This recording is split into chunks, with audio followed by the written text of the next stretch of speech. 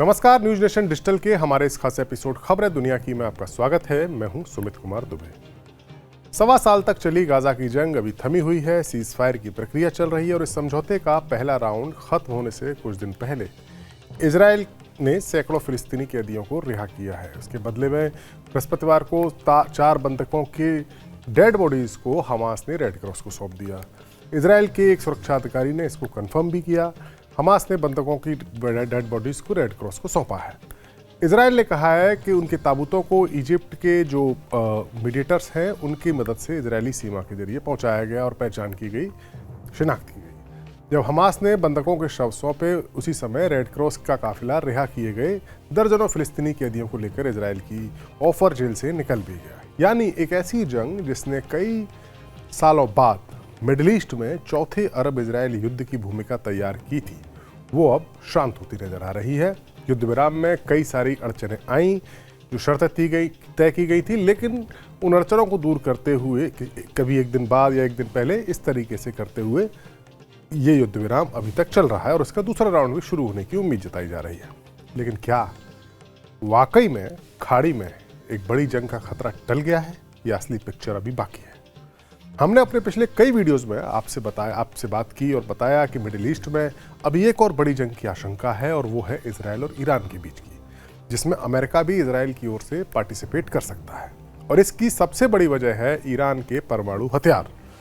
पूरी middle east के इलाके में ईरान सबसे पावरफुल मुस्लिम मुल्क है और उसी इलाके में इजराइल भी मौजूद है, जिसके साथ उसकी दुश्मनी जग जाहिर है। पिछले साल ऑपरेशन ट्रू प्रॉमिस के तहत ईरान ने 2 बार इजराइल को अपनी मिसाइल पावर भी दिखाई थी, लेकिन इसके बावजूद अमेरिका की मदद के चलते शक्ति संतुलन अगर देखा जाए तो इजराइल के पक्ष में झुका हुआ है। ईरान को भी इस बात का पूरा एहसास है, इसीलिए वो कई सालों तक मेहनत करके उसने इजराइल के खिलाफ एक एक्सिस ऑफ रेजिस्टेंस बनाया था, जिसमें हिजबुल्ला था, हमास था, हूती थे और असद की सरकार थी और इराक के भी कुछ मिलिशिया शामिल थे। और इनमें इजराइल की सरहद के सबसे करीब लेबनान में हिजबुल्ला एक ऐसा ताकतवर मिलिशिया था जो इजराइल के लिए एक बहुत बड़ी परेशानी था। लेकिन पिछले साल जब इजराइल ने हमास के साथ जंग के दौरान ही हिजबुल्ला की ताकत को कमज़ोर कर दिया, उसके करिश्माई लीडर हसन नसरुल्लाह को मार दिया और उनकी टॉप लीडरशिप के कई कमांडर्स मारे गए और सीरिया में असद सरकार गिर गई, तो फिर ईरान के लिए अब लेबनान में मौजूद हिजबुल्ला को मजबूत बना पाना या उसको मदद पहुंचाना अब आसान नहीं है, क्योंकि सीरिया में जब असद सरकार थी तो ईरान, इराक और सीरिया इस रास्ते से लेबनान में मदद पहुंचाई जाती थी हिजबुल्ला को, जो कि इजराइल के बॉर्डर पर था। लेकिन अब ये काम आसान नहीं रहा है। ईरान ये बात अच्छी तरह से समझ चुका है कि उसकी बनाई हुई एक्सिस ऑफ रेजिस्टेंस अब कमज़ोर पड़ चुकी है और इजराइल के साथ इजराइल का दोस्त और ईरान का कट्टर दुश्मन अमेरिका भी किसी भी तरह से तेहरान में मौजूद सुप्रीम लीडर की सत्ता का खात्मा करना चाहता है। अमेरिका की ईरान की इस्लामिक क्रांति या जो सुप्रीम लीडर वाला सिस्टम है उससे क्या दुश्मनी है, इसके बारे में हमने अपने पिछले वीडियोस में बात की है। आगे भी हम कुछ वीडियोस बनाएंगे जिसमें आपको बताएंगे कि कैसे अमेरिका और इजराइल की दुश्मनी चलती है। लिहाजा अब ईरान को इस बात का एहसास है कि चूंकि उसका एक्सिस ऑफ रेजिस्टेंस कमज़ोर हो चुका है, लिहाजा इजराइल और अमेरिका इसका फ़ायदा भी उठा सकते हैं। इसलिए खुद की रक्षा के लिए ईरान के पास अब परमाणु हथियार का ऑप्शन ही बचा हुआ नज़र आ रहा है और वो इसे भले ही अभी तक नहीं बना पाया हो, लेकिन इसे बनाने के करीब ज़रूर है। न्यूज़ एजेंसी एसोसिएट प्रेस यानी एपी की एक रिपोर्ट के मुताबिक ईरान ने परमाणु बम बनाने का काम तेज कर दिया है। इसके लिए हथियार ग्रेड यानी वेपन ग्रेड के लेवल के संवर्धित यूरेनियम का उत्पादन तेज़ी से बढ़ाया जा रहा है। यूएन की जो परमाणु निगरानी संस्था है उसने अपनी हालिया एक रिपोर्ट दायर की है और उसमें दावा किया है कि इसका नाम है IAEA। आप सभी जानते हैं इसका नाम, वियना में इसका हेडक्वार्टर है। इसने अपनी रिपोर्ट में कहा है कि 8 फरवरी तक ईरान के पास 60% तक संवर्धित 274.8 किलोग्राम यूरेनियम होने का अनुमान है। ये मात्रा नवंबर 2024 में जारी की गई IAEA की पिछली रिपोर्ट में आंकी गई मात्रा से 92.5 किलोग्राम ज़्यादा है। रिपोर्ट के मुताबिक 60% तक संवर्धित यूरेनियम को तकनीकी रूप से हथियार ग्रेड यानी परमाणु हथियार के निर्माण में इस्तेमाल होने वाले 90% तक संवर्धित यूरेनियम से महज एक कदम दूर माना जाता है।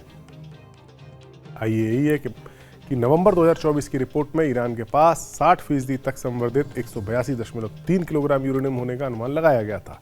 जबकि एजेंसी ने अगस्त में जो रिपोर्ट जारी की उसमें कहा था कि ईरान के पास ये इस ग्रेड का यूरेनियम 164.7 किलोग्राम है। आईएआई की रिपोर्ट में साफ साफ कहा गया है कि ईरान उच्च संवर्धित यूरेनियम के उत्पादन और संचय में काफ़ी ज़्यादा बढ़ोतरी कर चुका है, जो इस तरह की परमाणु सामग्री का उत्पादन करने वाला एकमात्र गैर परमाणु हथियार संपन्न देश है और ये गंभीर चिंता की बात है। एजेंसी के मुताबिक अगर 60% तक संवर्धित 42 किलोग्राम यूरेनियम को और संवर्धित करके 90% संवर्धन के स्तर पर ले जाया जाए तो एक परमाणु बम बनाने के लिए पर्याप्त है। आईएईए के प्रमुख राफेल मारियानो ग्रासी पहले ही इस बात की चेतावनी दे चुके हैं कि ईरान के पास पर्याप्त मात्रा में वेपन ग्रेड के स्तर का करीब संवर्धित यूरेनियम है और वो चाहे तो इसका इस्तेमाल करके कई परमाणु बम बना सकता है। इन बातों से अब आपको ये साफ हो गया होगा कि ईरान कितनी तेजी से परमाणु हथियार बनाने की दिशा में आगे बढ़ रहा है, क्योंकि ईरान की ये बात समझ में आ चुकी है कि उसको अगर अपनी हिफाजत करनी है तो उसके पास परमाणु हथियार, परमाणु बम होना आवश्यक है, वरना इजराइल ईरान की मिलिट्री पावर को ध्वस्त करना चाहेगा ताकि उसका खुद का अस्तित्व बचा रह सके, और अमेरिका चाहेगा कि ईरान में जो इस्लामिक शासन है वो ख़त्म किया जा सके और पहले जैसा शासन लाया जा सके। जो पहला जो शासन था ईरान में इस्लामिक क्रांति 1979 से पहले का, वो अमेरिका के पक्ष का शासन था, जिसमें अमेरिकन कंपनीज को ईरान के तेल को खरीदने बेचने की पूरी आज़ादी थी। लेकिन इस्लामिक क्रांति के बाद अमेरिका और ईरान दुश्मन हो गए। यहाँ तक आपकी बात समझ आ गई होगी कि क्यों इजराइल और अमेरिका दोनों चाहते हैं कि ईरान की ताकत कम की जाए और ईरान की मौजूदा सत्ता को हटाया जाए, रिजीम चेंज वहाँ पर किया जाए। और ईरान को अब अपनी सुरक्षा का एकमात्र उपाय परमाणु बम ही नज़र आ रहा है। इन बातों से साफ है कि ईरान की रणनीति अब पूरे मिडिल ईस्ट के इलाके का परमाणु तापमान बढ़ा रही है और इजराइल की कोशिश है कि इससे पहले कि ईरान के हाथ में न्यूक्लियर बम लग जाए, वो ईरान के उन ठिकानों को बर्बाद कर दे जहां परमाणु बम बनाने की तैयारी चल रही है। ईरान ने अपने न्यूक्लियर जो साइट्स हैं उसकी वहां पर अमेरिका और इजराइल के संभावित हमले की आशंका के बीच हाई अलर्ट जारी कर दिया है। एक रिपोर्ट के मुताबिक ईरानी अधिकारियों को इस बात का शक है कि दोनों देश मिलकर उनके न्यूक्लियर प्रोग्राम को निशाना बना सकते हैं। ये चेतावनी एक ऐसे वक्त में आई है जब इस पूरे इलाके में टेंशन अपने पीक पर है। इंटरनेशनल कम्युनिटी ईरान के परमाणु महत्वाकांक्षाओं पर नजर रखे हुए है। आईएई ने अपनी रिपोर्ट भी दी है।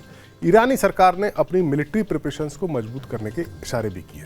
हालांकि अभी तक कोई ऑफिशियली इसकी पुष्टि नहीं की गई है, लेकिन ब्रिटेन की एक अखबार द टेलीग्राफ ने एक रिपोर्ट छापी है। उसके मुताबिक ईरान ने ये जो इंपॉर्टेंट साइट्स हैं जहां पर न्यूक्लियर प्रोग्राम चल रहा है, वहां पर एक्स्ट्रा एयर डिफेंस सिस्टम की तैनाती की है और सुरक्षा को मजबूत किया है। इससे पहले अमेरिका की खुफिया एजेंसियों ने पहले प्रेसिडेंट बाइडेन को और उनके बाद प्रेसिडेंट ट्रंप को इस साल ईरानी परमाणु ठिकानों पर इजराइल के पॉसिबल अटैक की चेतावनी दी थी। हालांकि ये माना गया था कि जब नेतन्याहू ने बाइडेन से कहा था कि हमला किया जाए तो बाइडेन ने इजराइल को न्यूक्लियर ठिकानों पर हमला करने से रोक दिया था, लेकिन ट्रंप को तो पहले से ही ईरान का विरोधी माना जाता है। वो नहीं चाहते कि ईरान के पास परमाणु बम हो। इजरायली अखबार जेरूसलम पोस्ट की खबर के मुताबिक एक आर्टिकल लिखा गया है जिसमें दावा किया गया है कि अमेरिका डिप्लोमेटिकली कूटनीति के जरिए एक और राउंड आजमाना चाहता है, जिसके तहत ट्रंप सरकार ईरान के खिलाफ और ज़्यादा प्रेशर बनाने की और ज़्यादा पाबंदी लगाने की कोशिश करेगी ताकि वो अपने तेल को ना बेच सके, और उसके एवज में जब उन पाबंदी को हटाने की बात की जाएगी तो उसको अपने न्यूक्लियर प्रोग्राम से पीछे हटने की शर्त लगाई जाएगी। लेकिन अगर ईरान ऐसा करने से मना कर देता है तो फिर अमेरिका और इजराइल एक साथ मिलकर एक मिलिट्री ऑप्शन को आजमा सकते हैं। ये एक रिपोर्ट में कहा गया है। फिलहाल इस रिपोर्ट में जो कहा गया है वो कितना सही है कितना गलत है हम दावा नहीं कर सकते, हम आपको बस खबर बता सकते हैं। लेकिन इतना तय है कि ईरान और इजराइल के संभावित हमले से निपटने की, अमेरिका और इजराइल के हमले से निपटने की तैयारी ईरान बहुत जोर शोर के साथ कर रहा है और उसके लिए वो चीन और रशिया जैसे दोस्तों की मदद भी ले रहा है।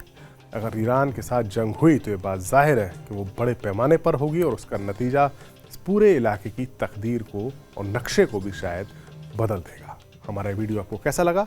कमेंट सेक्शन में जाइए और अपनी राय हमें ज़रूर दीजिए। नमस्कार।